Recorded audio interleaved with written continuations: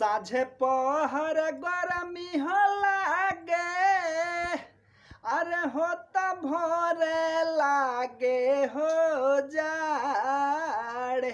अरे वही बेहरा मरदा हो सूते, अरे मऊगी के धके आकावार।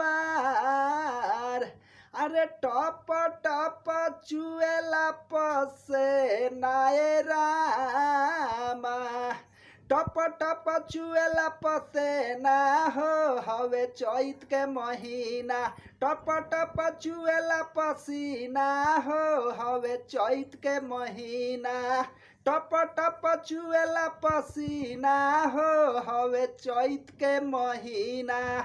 हवा में लागेला टिकोर हवा, अरे चुएला महुआ रसदार।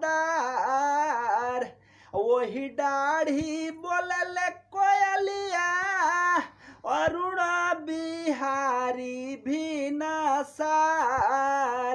त गावे चैत बिनय रोजीना ए रामा, त गावे चैत बिनय रोजीना हो हवे चैत के महीना।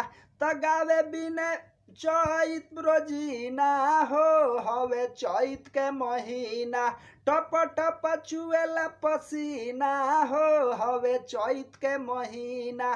टप टप चुएला पसीना हो हवे चैत के महीना। टप टप चुएला पसीना हो हवे चैत के महीना। सोन सोन लुहावा हो बहे, बाउर लागे उलटा हो बायार। अरे कोटी जहला गेहुआ या जौआ, खाली लागे खेतावा पथार। और ना फुलाला पुदीना हो हवे चैत के महीना। और ना फुलाला पुदीना हो हवे चैत के महीना। टप टप चुएला पसीना हो हवे चैत के महीना। टप टप चुएला पसीना हो हवे चैत के महीना। टप टप चुएला पसीना हो हवे चैत के महीना।